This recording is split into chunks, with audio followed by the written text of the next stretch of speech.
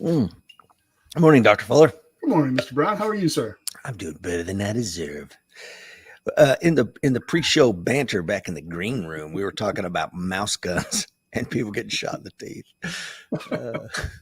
Well, can you give your thoughts to the? Well, yeah, it's always that argument, right? For whatever reason, people always love to argue about guns and calibers and how many times have we had the discussion, let's say, about mouse guns? Oh, you want to shoot them with a 22 or a 25? That's just going to piss them off. Okay. My response to that is always the same. So can I shoot you with it? If it's just going to piss you off, just for the purposes of discussion here, can I shoot you with it? No. And if you're going to use it as a self-defense weapon, I'll grant you it's not ideal for perhaps you and for perhaps me today. Right. But if it's what you can carry, right? Because we all know the best gun is the one you have with you.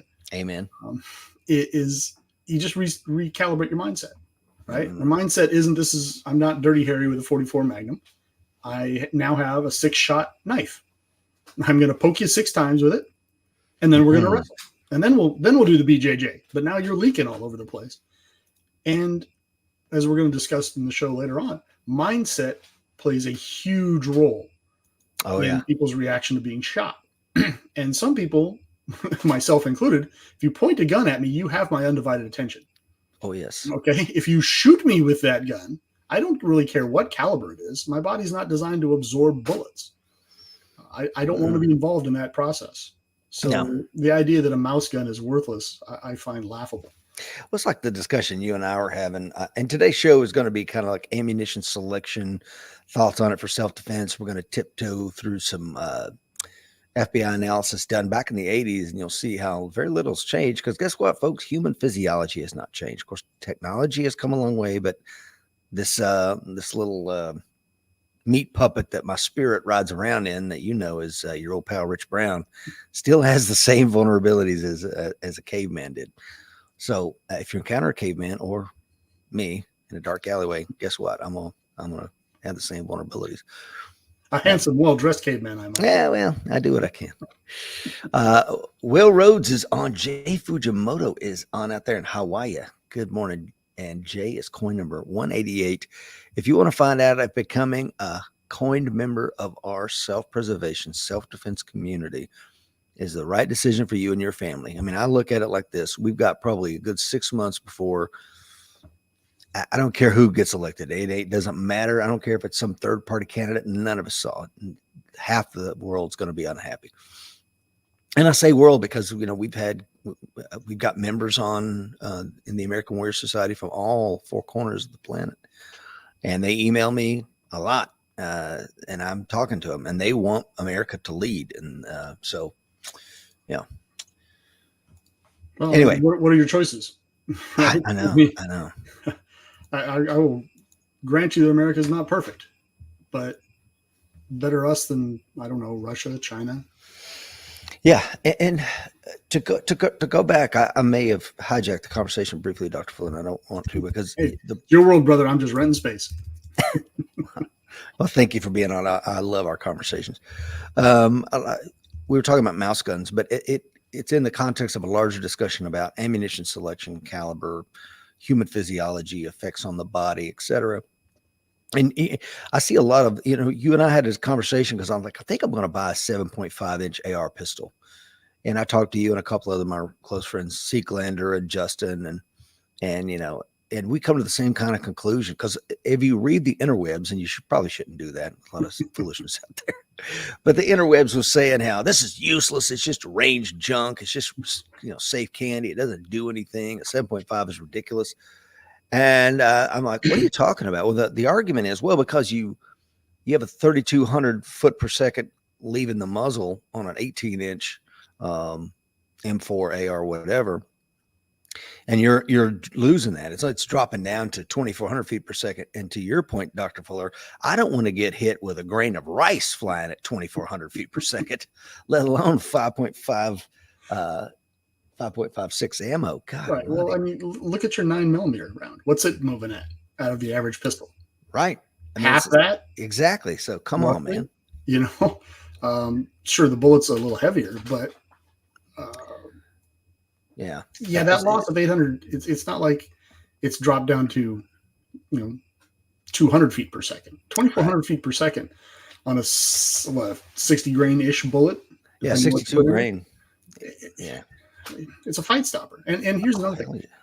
The guys on FBI's protection detail for the Attorney General and for the Director of the FBI both carry 7.5s.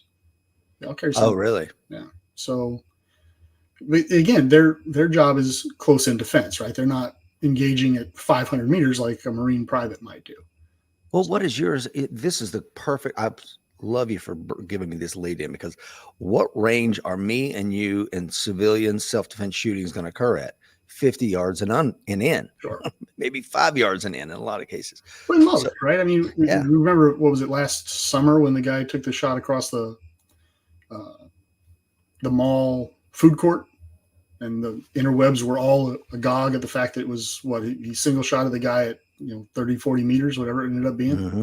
It was a huge shot. It was a long shot. And it was rare for the distance, the accuracy, and the fact that it was a civilian world. And it was legal. It was a legal shot at that kind of distance. Most of your shots at that distance, you're going to struggle with legality unless it's, a really like that defense and third party and mass shooting of some kind. Yeah. Which statistically, you're more likely to be attacked by a polar bear while being struck by lightning than have that at the equator. At the equator, yeah. That's a very, very low percentage event.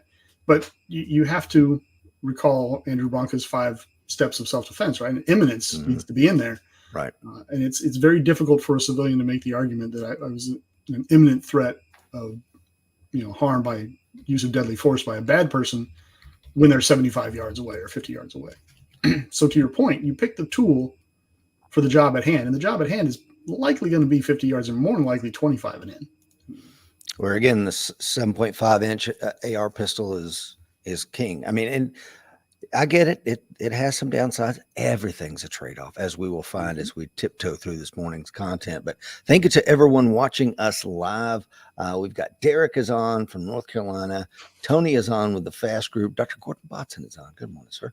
Don Bothwell up there in Montana. We also have Will Parker in Montana. Will Rhodes is on. My good friend, Mr. Michael Gentile is on. John Shriver. Will Parker says, this is a great conversation this morning. This weekend, I'm attending a tactical anatomy class near Oklahoma City. Bullet effects on the body are the topic of discussion. Yeah. So without much further ado, what do you think, Dr. Fuller? Let's jump into it. I think I really want to talk to Will about permanent wound cavities from handgun rounds after he gets done with that class. Yeah, we may. I think I'm going to invite that instructor on. I believe he is a physician, so this should be a really good discussion. One of our members, he wrote an article for today. I've interviewed him before. He's a forensic pathologist. He came to Warrior Camp a couple years ago. Do you remember meeting him and his wife? Him and his wife both. Yeah, matter of fact, his son is now a blacksmith. I bought some. I think I was the first person to order something from him online. No kidding. Yeah. So I'm in touch with him. Yeah, good man. Really good guy. Well, Dr. Fuller sent me this. It was in wound ballistic workshop the FBI did in 1987. And he's like, here's some light reading for you. And it was good. I mean, not much has changed. And we'll start with this. If you would, please, Dr. Fuller. The handgun is the primary individual firearm of all law enforcement personnel, whether they be FBI agents or police on patrol. I think that's very clear. Mm-hmm. Ideally, these individuals should be supplied with a weapon and ammunition that would cause immediate incapacitation of any individual they would have to shoot. Unfortunately, there's no such weapon nor such ammunition. I think they should have put in there yet. Yeah. All that one can do is select a weapon and ammunition that increase the probability of instant incapacitation. There is no guarantee in any individual case. And I really think they should have put that in bold. Yeah. Well, I'm going to put it in bold because I want to show 2 videos, real quick videos. One is what instant incapacitation may or may not look like. And then the other one's going to be quite the opposite. So before I tube these up, please hit the share button, guys, and we'll get them on the show here. The first one I'm going to show is instant incapacitation. This is the Chad Reed shooting. You guys may be familiar with this. Attorney Andrew Branca covered it quite extensively. So what you're about to see is it's a domestic involving the gentleman in green is Chad Reed. And the gentleman in the black shirt, as you may be familiar, I believe his name was Carruthers. I could be mistaken. That's not necessarily important. But it's a domestic involving the custody of the man in the green shirt. And there's some chest bumping, a little bit of, as Rory Miller would call it, a little monkey dance going on. And here we go. I've cut the audio because it's just a lot of cussing and it doesn't add much value. I've got it running also at quarter speed. He's going to fire around here in just a second into the ground. This shooting actually is shown on two different videos. There's one being filmed by the man in the green's girlfriend, and then somebody else is filming from inside the house. He fires one round into the ground just to show, I guess he's serious, to which the man in the green shirt grabs his rifle, spins him out into the yard, and you're going to see Mr. Carruthers take a firing position, fire 2 rounds. That's instant incapacitation. He never moves again, and it's over. Fight is stopped. What do you think, Dr. Fuller? This is why we use rifles. I mean, yeah. Avoiding the conversation about the legality and the wisdom of both of these idiots out here doing this. But this is a handgun round. This is important. That's a PCC. But why is it performing a little bit better than a normal handgun round? Well, first of all, shot placement. Right, mm-hmm. We'll discuss later. Shot placement's king. He didn't hit him in the pinky toe. He didn't hit him in the wrist. He hit him in something important. And 2, you're looking at barrel length, right? The barrel length on that is 3 times longer than a handgun, 4 times longer than a handgun. That gives you increased powder burn, gives you increased muzzle velocity. So the round is, all things being equal, is moving faster than it would have out of a handgun. Long guns are easier to shoot. They're more accurate to shoot. You have more points of contact on a long gun than you do on a handgun. They're easier to train. So that even an idiot like this can get the job done. And also, you said he fired 2 rounds. Watch the muzzle. There's almost no muzzle rise. So you can get 2 rounds out faster than you can with a handgun. There are all kinds of advantages to a long gun over a handgun. And that's an example of it right there. But the critical piece to that is he hit something hard. He had enough penetration to get through anything that was between the muzzle and whatever it was that was important, probably the heart. Yeah. But he hit it hard, and he destroyed it. But as this report talks about, there's a medical a doctor who talks about a guy gets shot point blank with a 12 gauge right in the heart. Says his heart was turned literally into hamburger meat. He turned around and ran 65 feet before falling dead. And I would wager there are plenty of former and current law enforcement that are going to watch or listen to this show later that have similar experiences with talking to dead people. That's happened to me. Where you're talking to someone, there's enough oxygen left in their brain to keep them going, even though they're dead. And of course, the Miami shootout is a classic example of that. Mm-hmm. Yeah, he was dead from the first hit he took. Was it Maddox? Yeah, they both. No, Platt. I'm sorry. Yeah, they both took non-survivable wounds in the first 15 seconds of the firefight. They went on to kill 2 agents. This second one is going to be an example of not instant incapacitation. So let's take a look at this one. This is an interesting one, which I think I really would love to dig into more. This gentleman's name was, I believe, Kevin Kostlow. Are you familiar with this shooting, Dr. Fuller? I mean, not by name. From the name? Okay. Let's see here. Is this the nighttime one where the guy gets shot in the heart with a 45 or shot with a 45? No, this is an interesting one. This gentleman, Kevin Kostlow, who's going to be the aggressor, you're going to see him striking an officer with a tree limb. As one does. He's got multiple master's degrees. He speaks multiple languages. He's a concert pianist. He worked for a lot of 3-letter agencies inside the Beltway doing something. And then one day he just goes freaking nuts, as you're going to see here. No drugs in his system, no nothing. So I don't know. I don't think nobody's ever figured out why this happened. Here we go.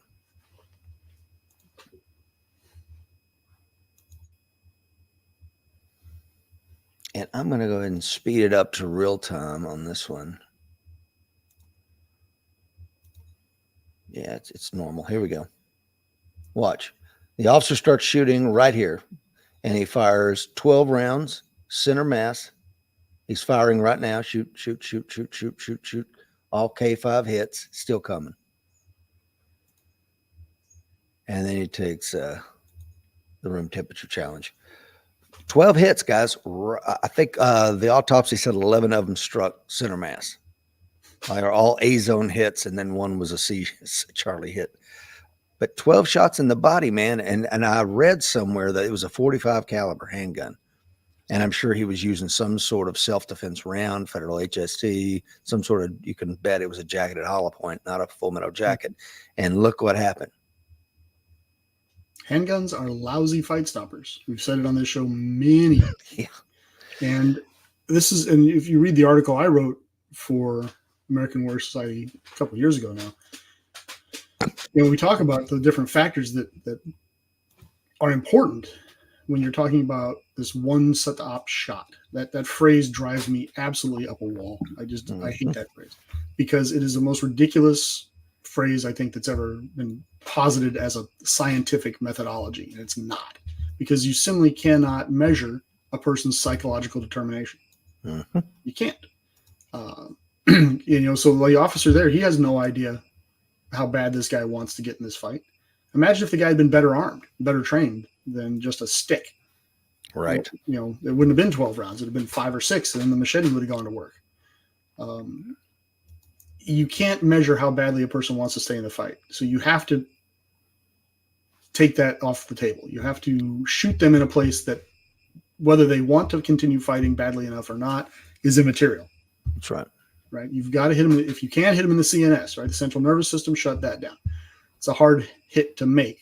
And handguns they're just not good at that sort of thing. So you've got to hit them again and again and again and again. And this is why 9mm, in my mind, gains so much ground over the 45, because I personally can fire a 9mm faster than I can fire a 45 accurately.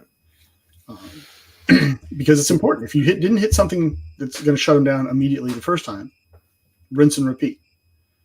Yes, exactly. Right. And that's what that officer did, right? He didn't stop and assess. He didn't fire 2 rounds, drop the weapon and assess, fire 2 more rounds and assess. He just kept shooting until the guy collapsed. And both of those shootings, just for the record, were cleared. Believe it or not, the Chad Reed shooting, and Andrew Bronca talks about this, it should definitely have probably been manslaughter, but it's Texas, and he got completely off. And I'm sure he'll lose civil trial and lose whatever money he will ever have in his life. But he's not going to rot in prison. So he got lucky there. The Montgomery County officer who shot Kevin Coslow also was cleared. So what are we trying to accomplish here, Dr. Fuller? Just as you alluded to, yeah, man, we're instant incapacitation to stop the threat's behavior. All use of force, from a harsh word to a nuclear weapon, is where I'm just trying to alter your behavior. How do we accomplish this? Once again, according to the report, wounding. If you could read this, Dr. Fuller, the quote there. Wounding, except for hits to the central nervous system, reliable and reproducible instant incapacitation is not possible with any handgun bullet. Which is exactly what you just said. Here we are in 2024.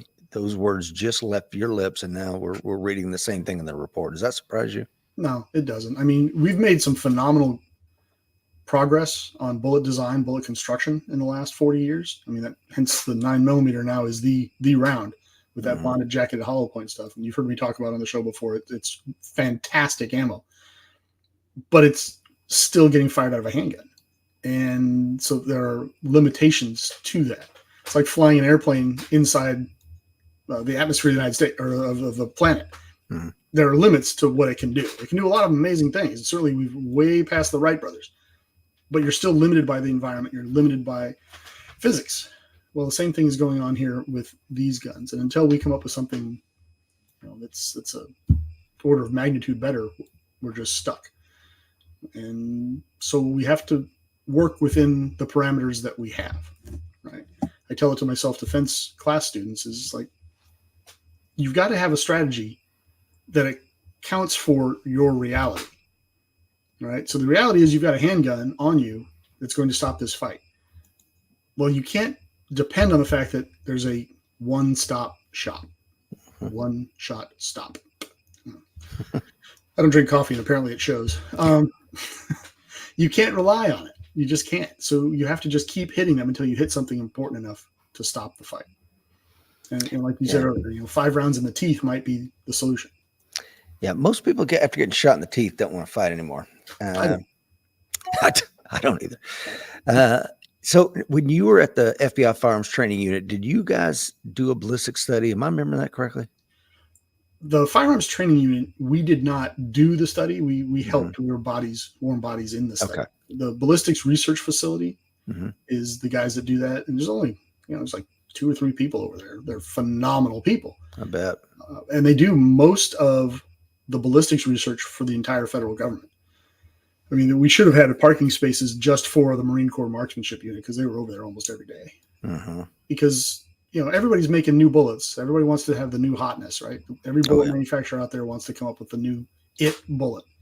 Because if you can come up with a new it bullet, you're going to sell billions of them. Mm-hmm. So as they're constantly being churned out, the BRF is getting copies of them and shooting and testing them through different barrel lengths, different barrier materials. There's a guy there, Doc Ganaway, good guy, really good guy. Hates woodchucks with a burning passion. Like he could be doing all kinds of scientific stuff, and then all of a sudden a groundhog comes cruising across his range, stops, gets a 308, sets up his camera, does some ballistic testing on the groundhogs. But that's all they do all day long, every day, is just shoot rounds and study them. And they've got the high-speed cameras, and they've got, radar and LiDAR, and, we want to know how this is going to do through a denim jacket and, leather brassiere and a piercing. Okay. And they'll set that up and they'll shoot it. And they'll tell you exactly what it does and how it's going to work. So they do some phenomenal stuff. Well, sometimes what they want to do is, hey, we got to fire 10,000 rounds of this to see how it functions. We're testing the internal ballistics on our guns. Mm-hmm. Well, 3 guys shooting 10,000 rounds is going to take them a month of Sundays. So they would just call us up and they'd back a truck up to the range and say, okay, can you guys please shoot 10,000 rounds? And you're like, I get paid to do this. I can't believe it. After a while, you're like, oh, my thumb, it hurts so much. First world problems, right? I know, right? So we did that. And we did that when we were testing guns. They would come out with, okay, here's 10 copies of this gun, that gun, and the other gun. Please put 10,000 rounds through each of these guns. You'll be out here for the next week doing this. Okay. And, that's what you do. So in that regard, we helped with that testing. Gotcha. I got a couple of comments coming in here. Don says, I don't know what the numbers are now, but 15 or so years ago, I was told by an instructor with a medical service background that 83% of people shot with handguns survive it. Only 17% die. A lot of variables at play there. I have not seen those numbers, Don, but one of the numbers that does come out is, and it speaks to something Dr. Fuller said, when you look at the homicides, 50% of the homicides, so of that cohort that die, 50% of them were struck in the central nervous system. So I would love to find reliable data on stuff like that. I'm sure it's out there somewhere. But emergency medical services just gotten so much better, even since just Vietnam. Well, that's what Ted is saying, right? I mean, we're saving lives that would have died 10, 20 years ago. Sure. I mean, that's one thing that wars are good for is trauma medicine.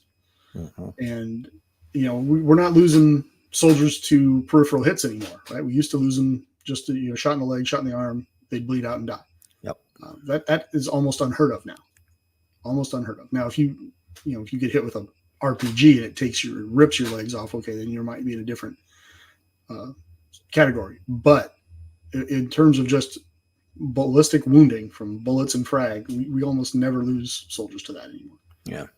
So that's why when you're looking at the stats on murders and whatnot, you got to look at the aggravated assault, right? They should have died. They could have died. They would have died if I'd have been better trained kind of wounds. Mm-hmm. Let's see here. We got Tony says it depends on the number of rounds for one thing. Yeah, it depends on a lot of different variables. Paris is on, says, good morning, Rich and Dr. Fuller. AWS 2051 had a great class with Mike Seekland this past weekend. Sorry that I'm late to the show. Well, we're just happy you're here, sir. BD Calhoun says, good morning from a truck stop in New Mexico. Oh, Lord. I love that. That could make a good song right there. Penetration and expansion. I also have a thing to say about wounding as well, but let's talk about the 3 factors that affect incapacitation. This is from Dr. Vincent D'Amaio, who is one of the members of that 1987 study. Number 1, the severity of the wound. Number 2, the organ issued damaged. Yeah. i.e. the brainstem, the basal ganglia, and the individual physiology, psychology, etc. And this is what Tony was saying a moment ago: altered state of mind. Yeah, when that, yeah, you never know what the size of the fight in the dog is going to be, man. Right. And these, by the way, pertain specifically to rounds that have actually hit the bad guy. Correct. Hit the opponent. It doesn't factor in cover and what have you, passing through solid objects before it hits the person. That those sort of things will influence the severity of the wound, per se, or other elements to being struck by the actual round.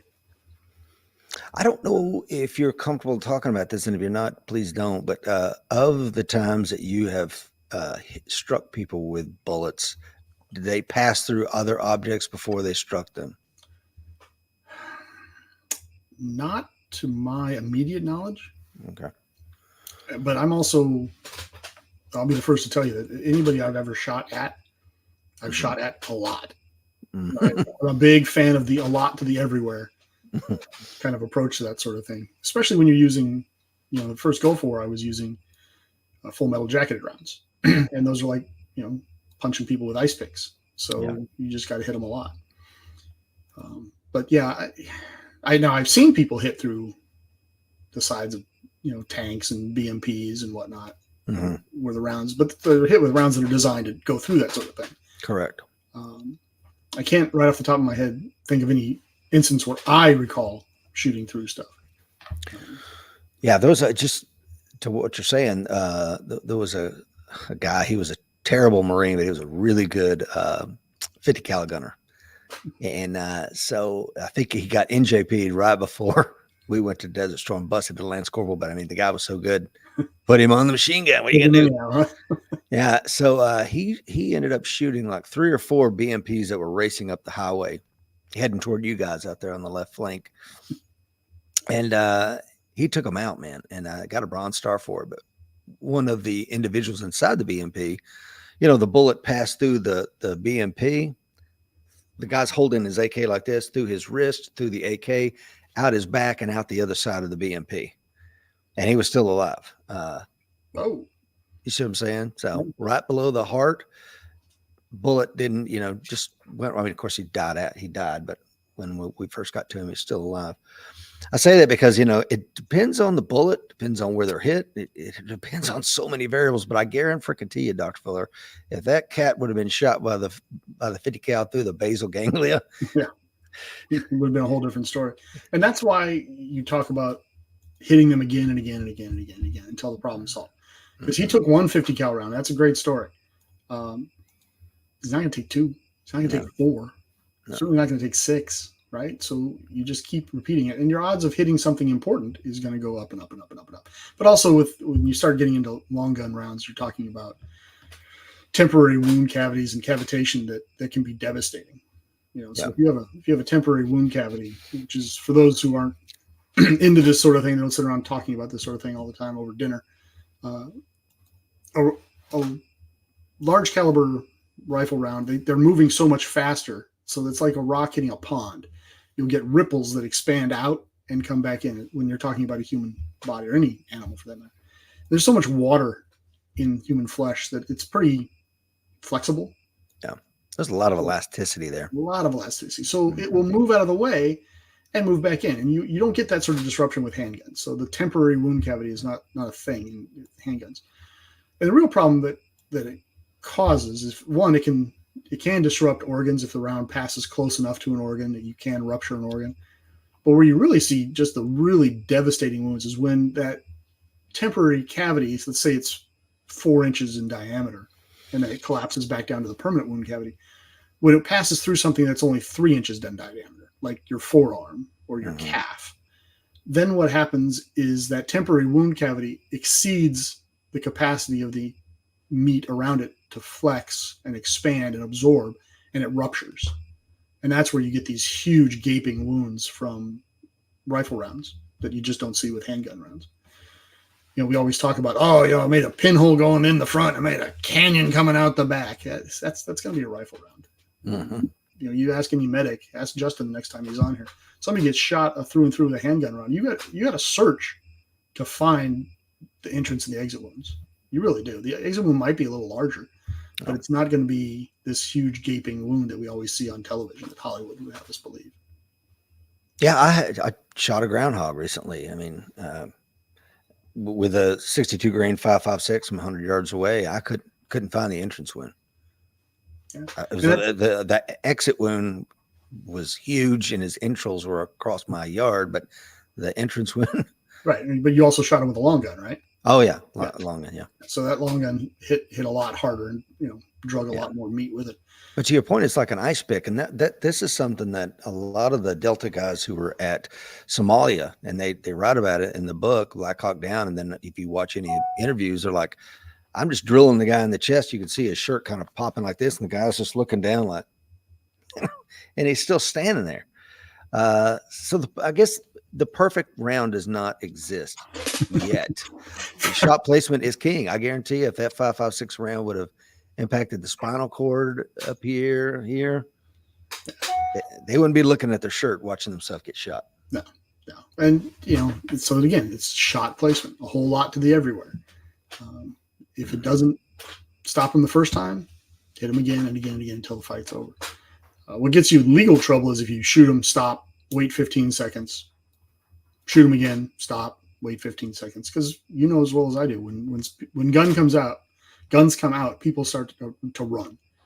Right? They start to leave. They start to like cockroaches when the lights come on. When guns start going off, it takes a very, very disciplined troop to charge into gunfire, and most gangbangers don't fall into that category. What it also speaks to the fact that what are we trying to do? Change behavior. All use of force. I'm trying to change behavior. I want to alter this, and of course, the behavior I'm trying to stop is something that's gonna seriously injure me or kill me. So and if it did with the first 2 or 3 rounds, and they drop the knife and they go prone, the hands behind their head, interlock their fingers, blah blah blah, then I shouldn't still be shooting. But I want to get into this. This is near and dear to my heart. So how do we? And this is something that you wrote about in your book, No Safe Alternatives, improving how we teach cops to kill. We do that in a variety of ways, and one of which is training. And the 3 targets that you see, if you're listening to a podcast, unfortunately, you can't see what I've got up here, but I've got the FBI Q target or some version of that. I'm not sure exactly what they're using now, but I know they're using some version of the Q target, if I'm correct on that, Dr. Fuller. Well, that's the version that's near and dear to my heart. I shot at that thing for 20 years. Yeah. And then, of course, we have the old vintage target. And then we have, I like this one on the right here. To me, it's probably a lot more accurate. And I think the scoring, you get no hits unless they're in the 5, the 10, or the center there. What do you think about these targets? For training, they're fine. Or for qualification, I think they're fine. And I like the idea that we're still trying to advance, that we're trying to move forward, that we're trying to get better. I would suggest that in actual training, you're really better served to put T-shirts and covers over those, right? Because those aren't painted on actual bad guys. So you get the idea that you need to take your visual cues not from a screaming crimson center mass target, but from shoulders, head placement, and triangulating into where you really want to hit. I always find that when I put T-shirts on targets, people tend to shoot low. Really? Yeah, it's a weird thing. That's non-scientific. That's anecdotal, but just in my observation, people. I think it has merit, as to. Yeah, it makes me wonder why. And what you always hear in the military manuals is untrained troops tend to shoot high. Mm-hmm. They tend to shoot above what they're aiming at. One more reason to get really low when people are shooting at you. But just for whatever reason, you put a T-shirt on a target and you go out to a handgun range. A lot of people just tend to shoot in the abdomen. So, That's interesting. I like that but I love the fact that we're evolving, right? Yeah. I love the fact that we're constantly evolving, because look at this shot, the center target. Okay, I hit the X-ring. Well, did you? What vital did you hit? Maybe that temporary cavity as the bullet went through there pushed the diaphragm up and drove the air out of his lungs, but much beyond that, what have you accomplished? Snapped his xiphoid process. Right. Bruised his sternum. Yeah. But what do you think about Tony's comment there, Dr. Fuller? Pelvic girdle shots. Tony's comment about the pelvic girdle shots. Yeah, they're overlooked. Pelvic girdle shots with a handgun. Can you explain that, Dr. Fuller? Yeah, pelvic girdle. Where is that? That's basically from the belt buckle to along the, what's that fold called there at the top of the leg, the inguinal fold. Mhm. I'm sure the medics are going bananas for me saying that improperly. But what you're aiming at is, in essence, the pelvis, because if you break the pelvis, the person can't move. There's a lot of blood vessels and veins in there. For males, there's other particularly important parts of the body that are in that general vicinity. So shooting there, or even aiming there, frankly, if you have a red dot laser and you put it on there and they can see it, that tends to get an attention because it gets real fast.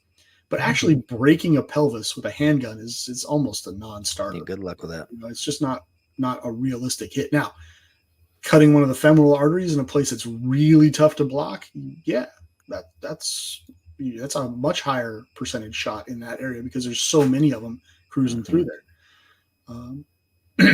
So, using it, particularly if somebody's wearing body armor, so you've got basically a headshot or a pelvic girdle shot. Well, if they're foolish enough to be fully exposed, shooter's choice. Yeah, I'm a big fan of it. I've never shot anybody in the pelvic girdle. However, I mean, if they're up and mobile and the center mass isn't working, hey, go to the transit and the head is moving, and go to the pelvis. And I teach it when I'm teaching close-in self-defense fighting. If somebody's got you up high and you're not quite in a fully entangled gunfight yet, but you're right up on it, there's nothing that says you can't draw that weapon and aim it down, right? Because if you bring it up in between you and the bad guy, that's just giving him more time and more opportunity to latch onto it, to notice the gun is there. If you're tangled up with somebody and can just draw and start pumping rounds into their pelvic girdle, that's a very viable option. Yeah, we teach it, the one-arm drag to a tight end close quarter shooting position. The other reason I like shooting down into the pelvis and those tight things is the shoot through. If I do get a shoot through, it's going to impact the ground and not into the crowd, right?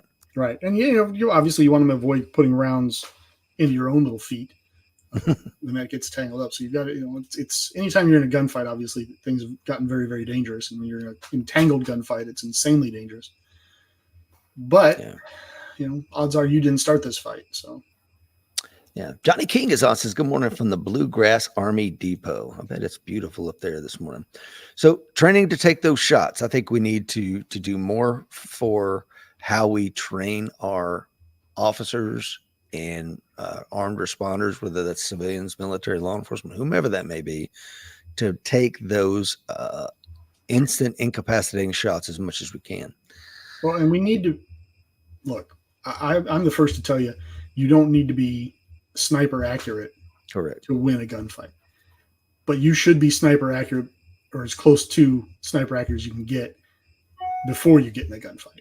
That breeds confidence, that breeds the ability to put the bullet where you want it, because you may not have a full size. If you go back to the slide you were just showing, Rich, with the black slide there in the center, you may not have a person presenting like that, standing in front of you full size, shoulders square.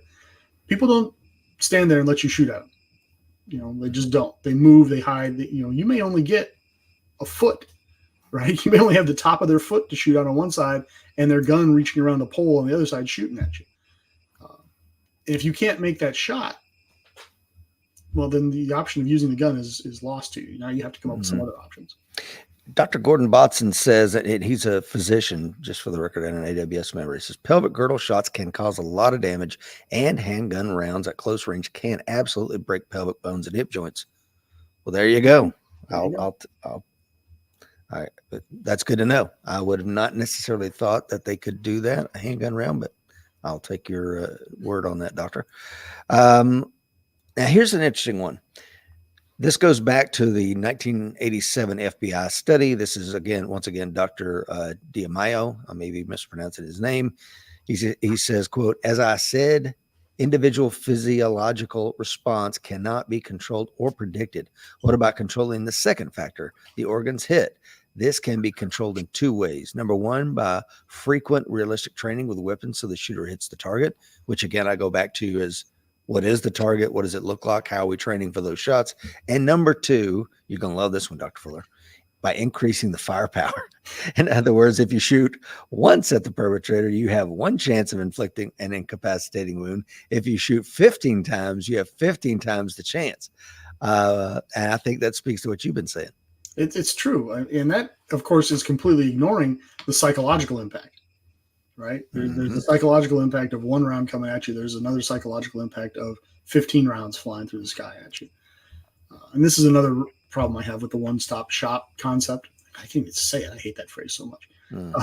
Is it, if I shoot you in the pinky toe with a 22 and you quit, is that a one-stop shot? One shot to stop? Look at me. That's easy for you to say. Apparently it's not. Does that count? Or if I put one through your chest with a 44 Magnum and you continue to fight for a minute and you kill 2 other people, does that count as a one-shot stop? I don't know. Depends on the parameters you put onto the survey.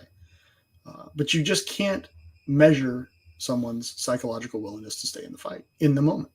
You can't. And therefore, you can't depend on it. You can't plan for it. My now deceased maternal grandfather, he got up into his 90s, said he wanted to hang on to his 357. He had a Colt 357 that I really wanted to get from him. And he said, no, I want to hang on to it. He says, I don't keep it loaded. I don't think I could shoot anybody. It's just a bluff. And of course, that just made me cringe. Oh, yeah. For a whole lot of reasons. These things aren't bluffs, right? No. There's not a bluff, but you need to be able to hit what you're aiming at. Yeah. You need to be able to put the bullet on what you're shooting at. Again, go back to the Chad Reed shooting. Mr. Carruthers comes out with his pistol caliber carbine, and he's telling the guy to get off his property, and he's like, I'm gonna make you eat that damn gun, blah blah blah. So he shoots into the ground right at his feet, and that's when he still screaming, he's still advancing on him, and then he grabs the weapon. I mean, so I don't know, man. This bluffing idea is a pretty silly idea. And here, oh, by the way, the law does not require you to take it as a bluff. Nope. Okay, if the fellow in the green shirt is standing out there arguing and the other guy comes out with a long gun, that's a legitimate deadly force situation right there. And if the guy says later on, oh, I was just kidding, I was just bluffing, the gun was empty. Well, the law doesn't see it that way. You came out with a gun. It's completely irrelevant. What was a reasonable thing for me to assume when you came out with a rifle? Correct. That you were going to shoot me with it. So I shot you first. Yeah. And that goes for Tamir Rice, the 12-year-old boy who was like 6 foot tall, or whatever, and had a handgun in a park. What the officers reasonably believed was a handgun in the park. Turned out he was a 12-year-old or 13-year-old kid with a toy gun. What is it? Andrew Bronca calls it awful but lawful. It absolutely is. It's awful. Nobody wants to see a child get killed. No. Will Parker says, any members that want to attend a class taught by Dr. Fuller, visit Northwest Montana, August the 11th. Contact me, Will at fmgw.net.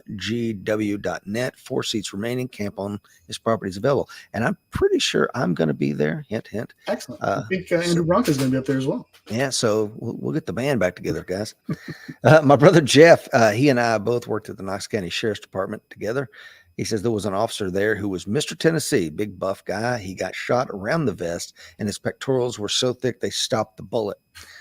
So again, to the point we're trying to make here is penetration is a real thing, man. If we go back a couple of slides, I really probably didn't talk about it as much as I should have. But these are some of the things, penetration and expansion. Yeah, penetration, I want to talk about that just for a second. Please. We all tend to think of penetration in terms of bullet comes in the chest and goes straight through. And then, also 14 inches. Well, that's a little much, but it gives you, the ability to power through some barrier material and clothing and the ubiquitous leather biker jacket and what have you. All true, all relevant.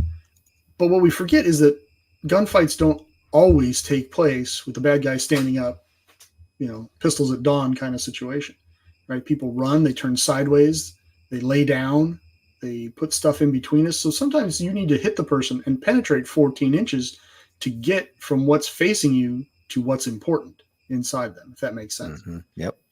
You can't simply say, well, I'm 15 inches front to back because I have a massive chest, and so a 14-inch penetration will probably do it in. Yeah, but what if they catch you in the shoulder, or they catches you in the upper buttocks? It may still need to penetrate 14, 15 inches in order to get to something important. So that's why the FBI has come up with their penetration measurement, that they need to ensure bullets will reliably penetrate that far. Reliably being the key word. Speaking of keywords here, going back to Dr. DeMaio's comments here, it says, of course, you may get him on the first shot or the 15th. If you have 7 rounds in the gun, you have to reload. At 15, you don't have to reload. And then he talks about how it must be understood that a 44 Magnum may be reliable and accurate, but it's not controllable for everybody. And I think this is one of the things that a lot of people found when the 40 caliber Smith & Wesson was the new hotness, and you're trying to train maybe a 110-pound brand new female agent with a 40 cal. It's a lot different than a 9mm, right, Dr. Fuller? That's absolutely true. The big push that came for the 40 started with a big push for 10. A guy named John Hall was my legal instructor at the academy, a bit of a famous guy. And he was in charge of the firearms training unit at the time. And he was pushing. He was a big caliber guy. His whole career carried a 45, 1911, 2 class while he was teaching in direct contravention of his instructions from higher. But he pushed hard for the 10. Problem was the 10s at the time were beating up the guns real bad. They couldn't keep the guns in service for any length of time. And, we used to refer to them, we had Wookiees and we had Ewoks, right? Students, right? We had students the size of Wookiees and we had students the size of Ewoks. And that way you're not, being gender biased. And our Ewoks would struggle with the 40. So the 10 was just right off the table. They couldn't do that. So for a while we had some really hot 40 cal ammo. I mean, it was I want to say 135 grain, but it was really smoking. It was 1,600 feet per second. It was moving out. So, physics is a rough mistress, right? If it's hot on the front end, it's hot on the back end. And people were struggling to qualify with it in the sections that required fast strings of fire. Get that first round out accurately, but if you have tiny little paws and you're trying to control a weapon that recoils heavy, it's very difficult to get lower split times, and those low split times were required for the qualification. Yeah. Right. And frankly, and for a gunfight, it's really a bad thing. It's required in a gunfight. Amen. So, but there's no timer in a gunfight. I've heard people say that. I've heard it said a lot. Silliness. Okay. Yeah. What are you going to do? So they moved it to 160, maybe it's a 140 to a 160. I don't know. I think it was a 165. They eventually landed on 160. It's been a long time. You have to forget. But now they're back to the 9mm, correct? And now they're back to the 9. But that was a result of, all the benefits that you read about in this report about the 9mm. Yeah. Factored in with much better ammunition. So the terminal ballistic effect of that ammunition got a lot better, but the recoil didn't increase. The capacity, stayed the same or got higher in terms of what the weapon could carry on board. It also doesn't tear the guns up. I mean, we're talking about, I don't know. That's a real thing, man. People forget about that. Yeah. And especially when you're talking about large departments. I mean, the Bureau, I don't know, there's close to 14,000 agents now, somewhere in that neighborhood. So you're talking about 25,000 guns in the Bureau, 30,000 guns, of which most of them are handguns. And you're talking about a minimum requirement for every agent. The least shootingest agent in the FBI is going to shoot 400 rounds a year, minimum. So then there's guys like me, shooting 20, 30,000 rounds a year. Those guns get torn up and maintenance becomes a real expense, right? Because the Bureau maintains your gun. When your gun breaks, you send it to Quantico and they fix it for you. And they give you another one until they fix it for you. There are gunsmiths that's all they do all day, every day is repair guns. So that's a cost. So reducing that cost is a good thing. And 9mm don't tear up the guns as bad as 10s and 40s. So, yeah.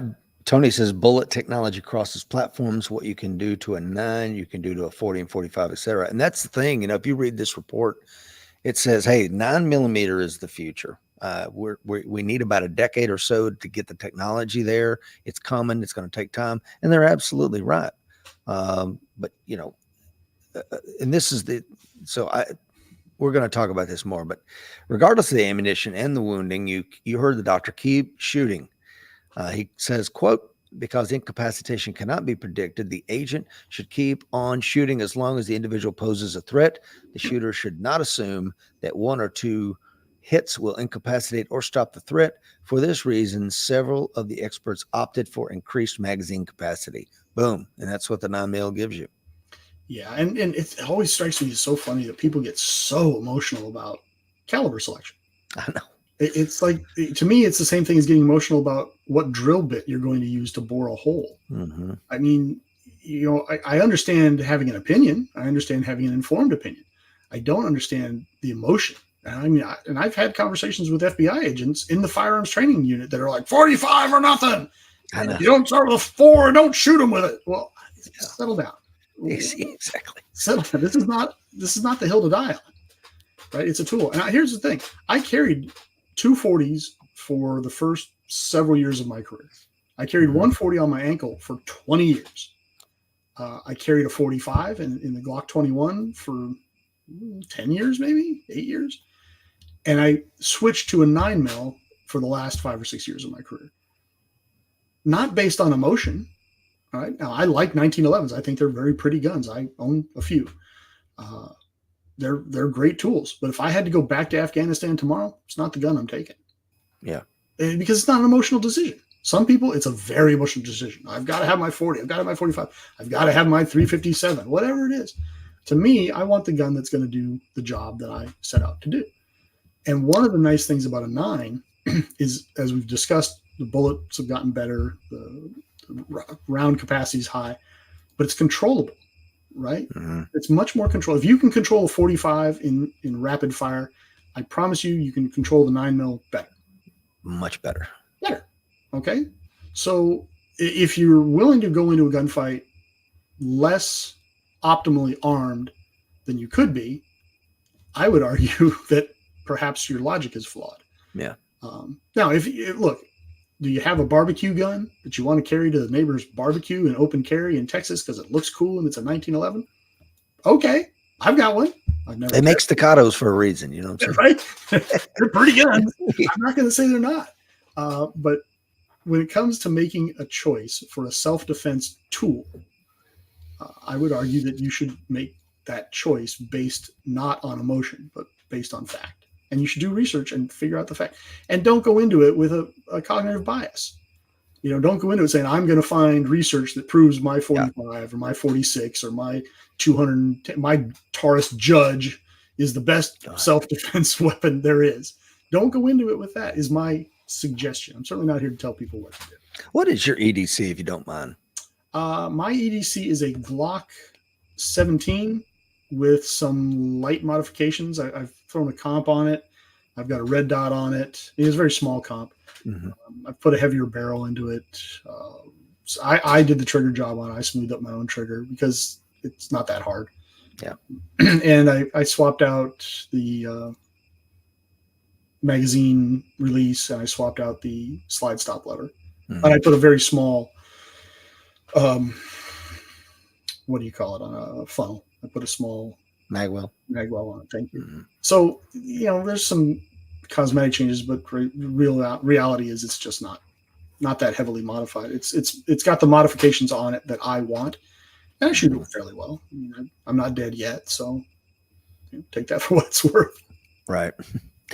Wound cavitization. You mentioned this earlier. The wounds, the bullet causes 2 different wounds as it passes through the body: the temporary cavity and the crush cavity.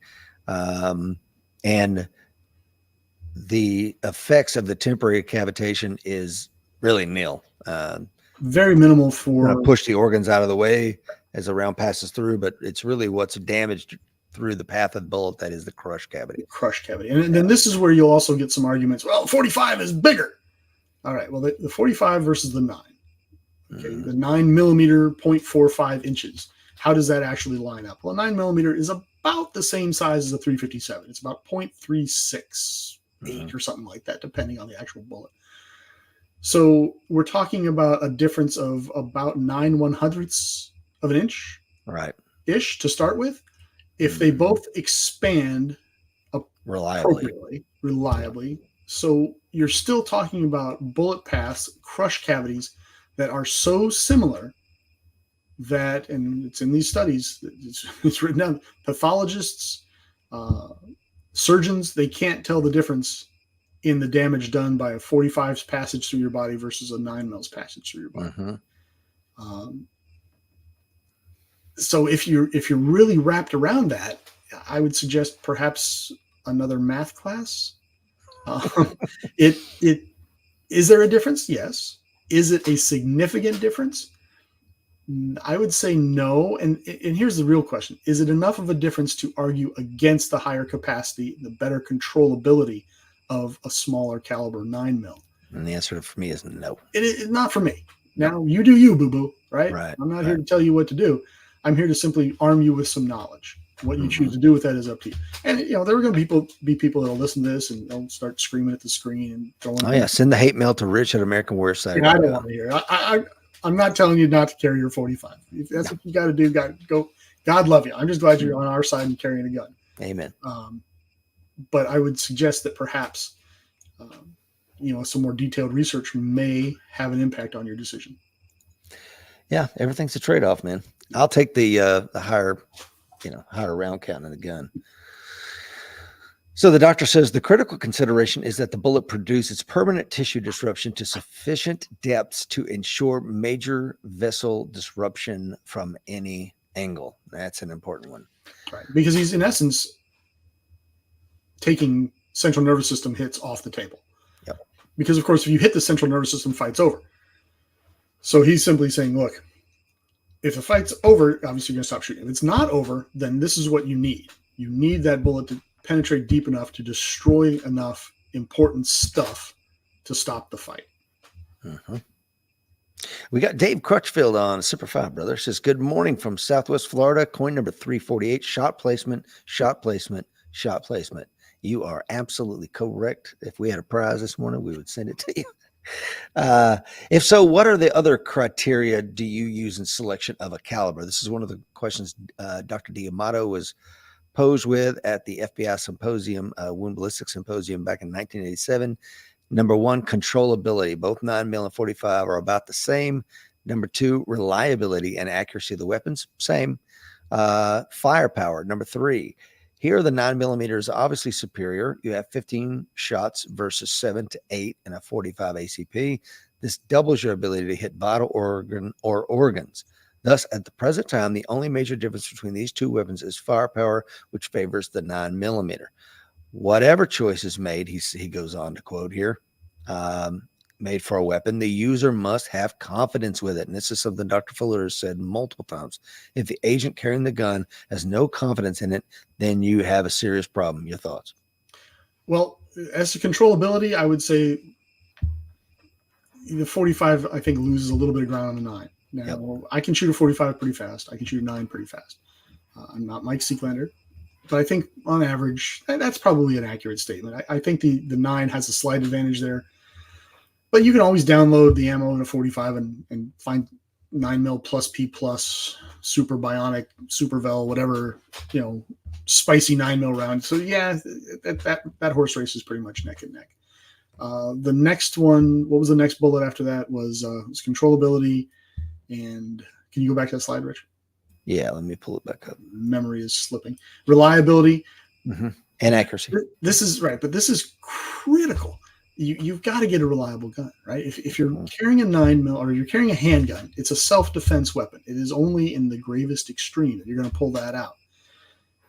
It's got to go bang when you press the giggle switch, right? When you push the bang button, it's got to go bang.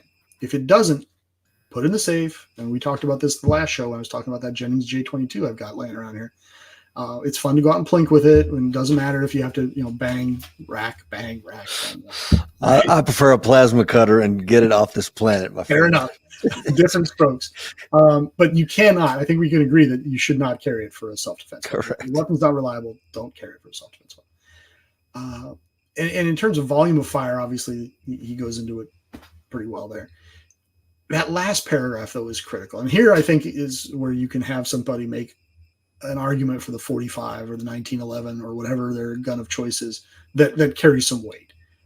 Look, I just like the 45 more. I'm going to, therefore, have it in my hands more. I'm going to practice with it more. I'm going to shoot it more. I'm going to carry it more often.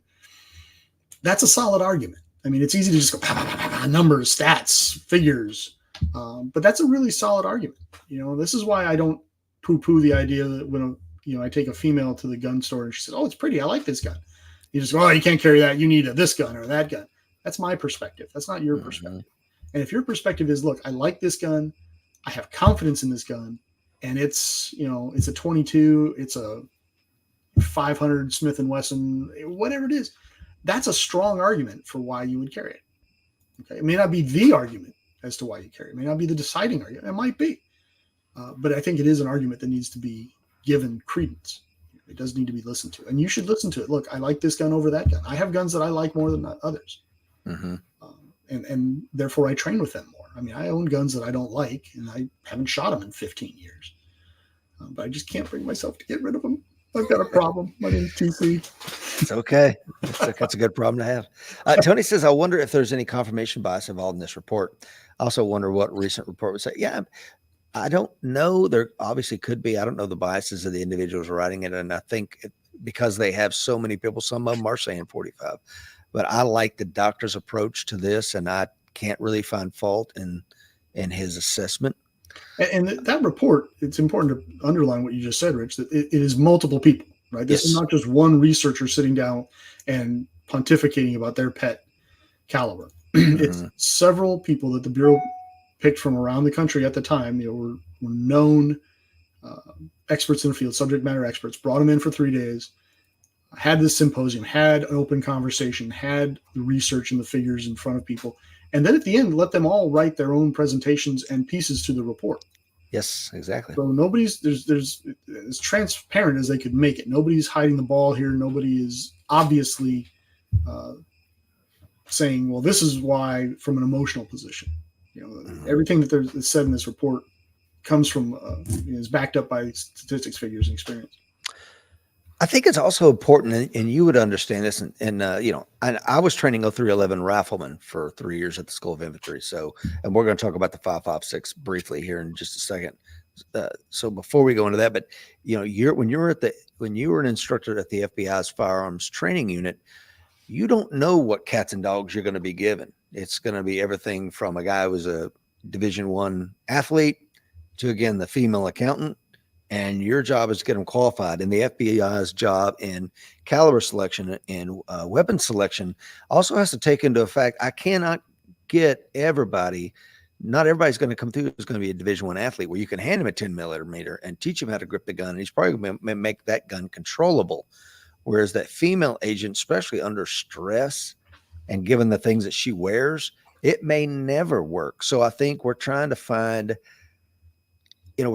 something that works for all people, right? I mean, that has to be especially with an agency like the FBI, right? And all environments, right? So It may be a tiny little female in Miami. It may be a 6'4" former NBA basketball player in Anchorage. So you have to consider all of that. And trying to get it down to sort of a minimum acceptable level is I think a good idea. Figure out what the floor is for the agency. Across the board. We can't go lower than this. Yep. And then choose accordingly. We had for a long time, the unit chief in charge of the firearms training unit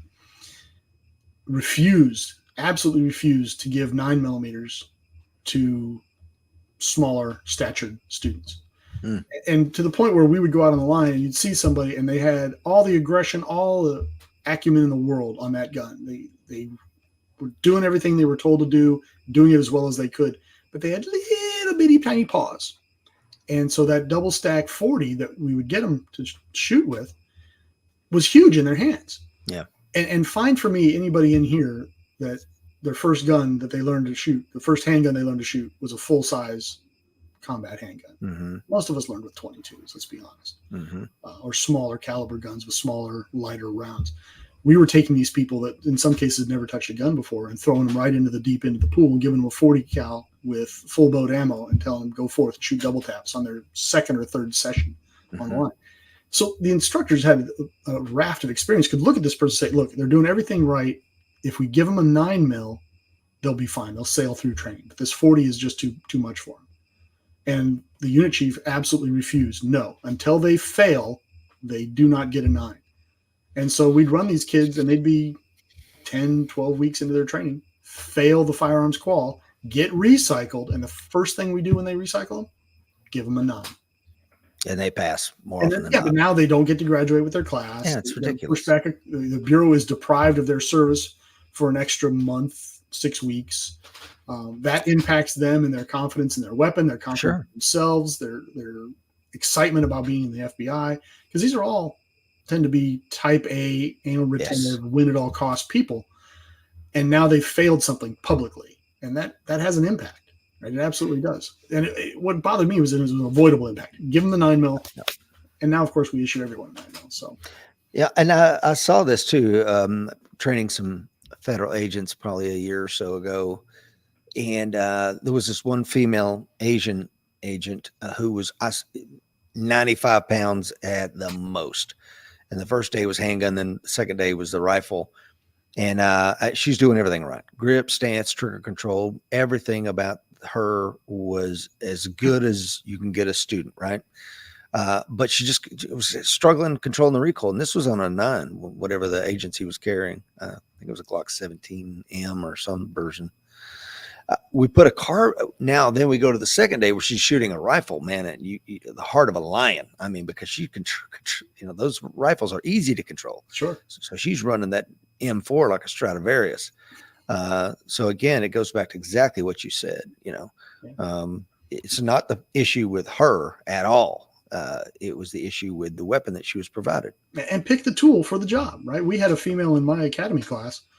The same thing, a little tiny thing, married to another agent, coming through the academy, put her on the 12 gauge because at the time you had to qualify in the MP5, the 40 cal handgun, and the 12 gauge. Mm-hmm. And she would lean into that gun like she was leaning into a hurricane. She'd fire it. Her front foot would come off the deck. The gun would rise. She'd start swearing as she racked it. She'd keep on swearing, and the whole time she'd shoot it. And that happened every time. Her foot came up. Now, she'd run that gun, and she'd be pissed off as hell when it was over. But I'm like, well, what's the utility in giving her this gun? I mean, I get it. Physics is a real thing. It is a thing, right? It's a I thing. had a really good friend who's a female officer up in Vermont, and she wanted a shotgun to defend her house. She wanted a home defense shotgun. And I tried to talk her into other Deathbird guns, but I'm like, look, okay, you know the shotgun.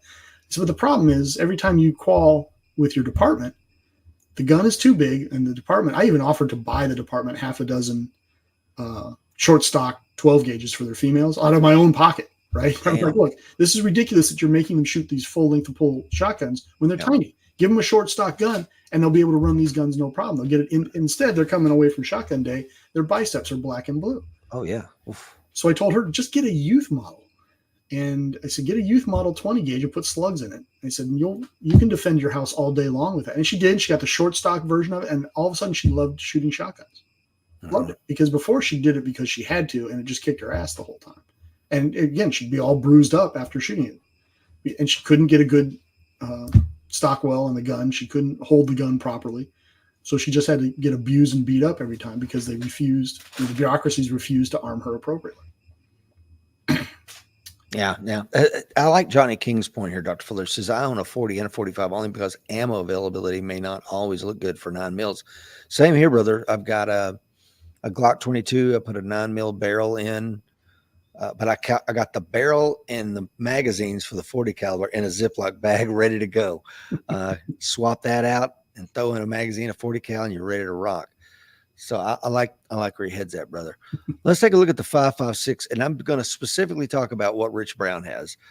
I want to run the same grain weight bullet so that I know what my LPVO and all my optics are based on, not the 223 at this grain, but the 5.56, not the 55 grain, but the 62 grain. So you do you, boo. It ain't, I don't care. I'm agnostic about it, but just understand why you're doing what you're doing. I like this round, the M855 green. We called it green tip candy back in the Corps. That 300 feet per second at the muzzle is no joke. And this data is loosely based on something I found online that I really liked at 80percentarms.com. I have no affiliation with them, but I thought there was pretty interesting. The 62 grain, higher coefficient because because of the increased length of the bullet, allowing it to shoot flatter with less drop and windage shift over long distances. I like that. The steel tip, not really a good at armor piercing per se. I mean, it's obviously going to go through most soft body armor, but it's not necessarily going to penetrate some of the other things. I like the fact that it's designed better, so there's going to be less fragmentation. In previous shows, Dr. Fuller, you've talked about how important it is to get good bonded ammunition, so it's molecularly bonded, that copper jacket, to the lead, so that when the bullet is pulled out of Skittles later at the hospital, it's going to be about 90-ish% intact. So there's a lot of good things I like about it. That steel penetrator. What are your thoughts on this round, or any 5.56 round for that matter? I said it all the time. I probably should get a T-shirt made that says "Choose your tool for the job at hand." Mm-hmm. Right. So I choose the ammo for my gun is just jacket hollow point. Yep. Because I'm not looking at punching holes in barrier material. My home defense plan is pretty tame. Right. Mm-hmm. You can pretty much have anything you want on the first floor of my house if you can get in. I'm definitely calling the cavalry that you're going to have to deal with the cops, but as long as you don't come upstairs, it's not going to get loud. Yeah. But if you do get upstairs, it's going to get loud real fast, because everything I value in my life is upstairs. Right. Yeah. And it's the other people I live with, and probably my dog. So I'm not looking to punch holes in barriers. I'm looking at punching holes in people. I live in an environment, in a place where I'm not super concerned about body armor. I'm not worried about home invasion crews showing up armored up, kicking my door. But even if that happens, at the distances we're talking about, the jacketed hollow points that I'm using it's going to make it very, very difficult for someone to come down the hall and get through the hail of gunfire. So what I choose is hollow points. It's also 5.56 hollow point. 5.56 hollow point. Do you know what the grain on that is? Off the top of my head, no. Yeah. But it's the same stuff I used in Afghanistan. Okay. The nice thing, the hollow point in Afghanistan. Oh, well, yes, because I was in the FBI. So you can keep that whole Geneva Convention. That wasn't my issue. So that was kind of handy. Plus, I would make the argument they were not uniformed members of a foreign military power. Look at that. You must have a lawyer for a wife. I do. Usually inconvenient a lot of the times, but when it's handy, it's super handy. Yeah. So I mean, this right here. So I love the fact that you're saying that, because that shows kind of where you're coming from, right? I mean, you were an Army Infantry officer and you used the green tip, right? Yep, you went to the bureau, they gave you a different kind of ammunition, and you're happy and comfortable with that. This is what I'm happy and comfortable with, right? And here's the other thing. In a self-defense situation in my home, I'm probably going to be using a handgun. So this is for another role, right? Right. And in this role, I may have to punch through a barrier. So let's talk about some of the pros. It's more resistant to wind and other environmental factors. I love that. Mm-hmm. Gives better penetration and less fragmentation. Love that. Green is my favorite color. Let's get that out of the way. Shade of my daughter's eyes. Something to be said for that. Yeah. Cons, slightly. Shade of my eyes too, Rich, just so you know. Is it really? Yeah, it is, yeah. I did not know that. I thought they were beautiful blue. Some of the cons, guys, if you're listening on the show, you can't see this image I've got up here. It's slightly more expensive. Wounds tend to not be devastating because you don't have that hollow point expansion, right? Like Dr. Fuller's been saying, it's going to be like an ice pick punching holes in you. Will destroy your steel targets. And that is a thing, man. Oh, yeah. Some ranges, they will not let you shoot the old green tip candy at their steel targets.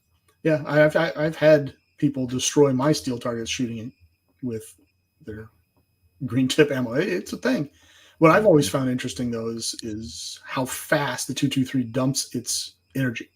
Yeah. I've had occasions where my brackets, there's like a bent metal bracket where you put a piece of wood strapping in between. So there's a piece of metal in the front, piece of metal in the back. And I've had 223 rounds that go through the 1/8 inch, 1/4 inch piece of steel in the front and basically just spall the paint in the back. Mm-hmm. So there's a clean hole through the front, but it dumped all of its kinetic energy boring that hole. And 2 inches later, it hits another piece of steel and barely scratches the paint. Yeah, and that's a thing, right? I mean, I've read, and don't quote me on this, so this is where we're going to get into a bit of conjecture here because I've not read all the studies, but I've seen where like 5.56 is optimal for inside of a house because of that yawing and all the kinetic dump that happens by the time it hits sheetrock 2x4 and whatever on the other side, it's probably dumped all of its energy. And if it does go into the other room, it's going to cause less severe wounds. I'm not going to say it ain't going to break the skin, but the wounding is may not be there. What do you think? I read that study, a study that the Bureau put out, and that's 20 years ago that I read that. Right. I don't have that one in hand anymore. I probably ought to track it down. And that's when I switched from a 12 gauge from a home defense weapon to a 223. Because I'm always living in suburbia, right? Right. When I lived out in the country for a while in Virginia, it changed to a 308, but that's just because I'm mean. But now, I live in a home where I'm on a third of an acre, maybe less. My neighbors are cheap from your wall to your neighbor's wall. How far is that? 20 meters? No, God, no. Let's call it 20 feet. Oh, wow. Yeah. Yeah. So we're on top of each other. Yeah. And so that's a concern for me. Well, so now it's a 223 with a can because I know that it'll punch through common barrier material at a rate less than 9mm handgun ammunition. So a 9mm handgun round or a shotgun slug, which is pretty much all I use in a shotgun, is going to over penetrate more through common building material than my 223. And that's very counterintuitive for most folks. They think, oh, geez, that I know. Really moving. But that's precisely why it loses energy so fast. It's such a lightweight bullet moving so fast that when it hits, it splats. Yeah. This is in essence what it does. It dumps all of its energy very, very, very quickly. And so as a result, it doesn't have a whole lot of energy to keep on going. And Dr. Botson asked a question, Dr. Fuller, that I cannot answer. He's talking about how about the 300 blackout pistol, supers and subs being on your use case. And really, it's a use case. I know the 5.56 round. I've been using it professionally as a civilian for, I don't know, going on 40 years. Yeah. I don't own a 300 blackout or anything like that. Do you, Dr. Fuller? I don't. And it's for that exact reason you just quoted. I have a ton of time behind a 223. I just didn't feel like buying another rifle round. Same reason I've never gotten into AKs. I have a friend who swears by them, says I absolutely can't go into the zombie apocalypse without an AK. And my point was like, dude, that's just that much more weapons, more maintenance, more time behind the trigger. And I'll never catch up. Right. I'll never catch up at this point to what I have behind the 223. The 300 Blackout is a really cool gun inside a house. It's a really cool caliber because you can put a can on it. You're still getting, greater than 2,000 feet per second on the round in a very controllable, very small package. It hits hard as a train. I'm not going to take anything away from it. No. It's a really, really good gun, especially when you throw a silencer on there. There's a lot to be said for it. And the reason I haven't gone down that route is, as I say, I don't have the time and treasure to get close to where I may go down that road at some point, just buy an upper I can slap on there and play with it because I've thought about using it for hunting. If you do, I highly recommend you get a can for it because it really performs well with that can. And the ones that I fired during my time in the Bureau, they were a lot of fun and they really hit hard. They're super accurate. Inside of 30 meters, oh man, it's hard to beat. It really is. But the difference between that and a 223 for me is not so great that I'm going to make the switch. Well, I think it's funny that you haven't owned an AK because there may or may not be a photo of a young agent in Afghanistan with an AK. There may be several photos of me dressed up with, in my man jammies and my turban. My kids were kind of blown away. Big beard and an AK. Just say, I think I may have seen that photo of you somewhere. Sometimes you got to sneak up on people. That's right. I remember a quick story about that. We were in our little technicals and we were going up because, if you show up in a helicopters or a whole bunch of helicopters, everybody that you're trying to find just beats feet. So, we jump in technicals, beat up pickup trucks and go blasting out.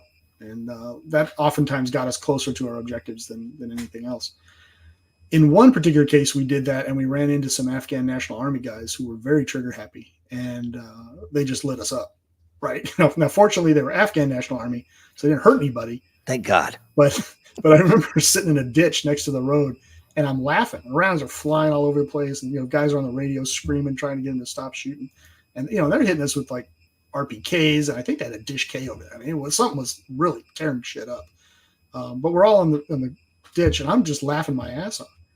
And the soldier next to me looks at me and goes, "What are you laughing at?" I said, "I think our disguises are working." You can see the humor in it. I thought it was hysterical. But these are the things that go through your head when you're in those situations. Yeah, I love it. And those AKs, they're good guns. I mean, I carried one over there that I swear the lands and grooves were gone out of the thing. It was just so old and so shot out, and it worked fine. Inside of 100 yards, it did what I needed it to do. Put you in the dirt. And I oiled it with motor oil.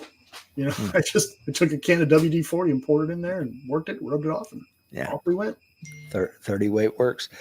Johnny King says, I think some calibers are created out of a solution looking for a problem that really doesn't exist. Man, I think you are spot on. And that's why, and Tony says, the military is gearing up for a switch to 6.8. There's all the 6.5 people out there. I'm not that guy. I'm 9mm, 5.56, and a 12 gauge shotgun. And that's what I've got. Cases of ammo for that. That's what my weapons are. It's stuff I know. I got a Glock, an AR system, and a shotgun. There you go. I mean, you do you, boo. But for me, it all comes back to this: shot placement is king. Mm-hmm. Whether you get shot in the right place with a 9mm, a 5.56, a 12 gauge, shot placement is king, and penetration is queen, because I could shoot you between the eyes with a pellet gun, and and in my case, I did. We used to have BB gun wars when I was a kid and run around Tennessee. Oh yeah, and I had a round right there. Thank God. There by your brother? No, a buddy of mine named Steve. And I had to have surgery to have it removed. Thank God I didn't lose my eye. But had the penetration been there, I wouldn't be here today. So shot placement is king, folks. You can hit somebody with an atlatl and kill them. Oh yeah, right. I mean, that's the thing. I've got one here. Actually, it's my brother's in Atlatl. Things no joke. I have a slingshots here that I use all the time. I go out in my backyard. Inside of 25 yards, it's on. So you hit people in the right place. It matters a lot less what you're hitting them with. Yeah. So shot placement's king, penetration is queen, and multiple hits are a real thing. They are a thing. They are a thing. So hit them hard, hit them often, and hit them until they stop. And this is another thing, we talk about it often here. This is a final closing thoughts here. Surprise, speed, and violence of action. That is the order, folks. Surprise. Weapons and their munitions should be felt, not seen until it's time. And again, I go back to, I love this photograph of this gaggle of operators here in the car. They got their shamags on, their baseball caps on backwards, the ballistic glasses. Tattoos are blurred out, and it's like, you're not fooling fricking anybody, man. Nobody. Even Skittles sees that rolling up. Whereas this other photograph, and I apologize if you listen to it on a podcast, this is some JSOC operators, man. This is what low vis gray men look like. You would not suspect this little skinny guy with the porn stash in the center to be a CAG operator. Maybe unless you look close and he's wearing flight gloves. Oopsies. But I mean, this is what gray man shit is. And this is when these guys start pulling out ARs and putting rounds down range, nobody's going to know what happened. So yeah, they do a thing at the FBI's National Academy when they're doing a capabilities demonstration for HRT.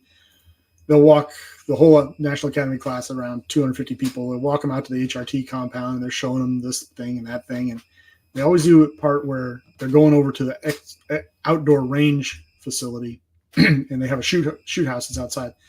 And there's always the grounds crew is out there cleaning, right? So they've got one guy that's, mowing the lawn on a zero-turn mower, got a couple of, air blowers or the leaf blowers going. They got, guys pushing lawnmowers, and, some guy's trying to talk and you can't hear him because of all the noise. So, and always, these are a bunch of chiefs and captains and lieutenants. And, one of them will take charge and go over there and say, "Hey, could you guys knock it off? We're trying to do something here." At which point all of these guys drop their shit and race to a door. And at that point, you're like, where did all these long guns come from? What just happened? They flashbang the door, and then you start hearing gunshots. Boom, boom, boom, boom, boom, boom, boom, boom, boom.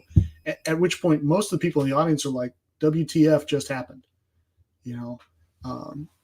Because you see these guys, but you don't see them, right? They're functionally invisible, because we see groundskeepers all the time. Nobody notices that they're a bunch of in shape 6'2" white guys, that are clean shaven. Nobody notices any of that. What they see is the guys on the lawnmower, the guy running the leaf blower.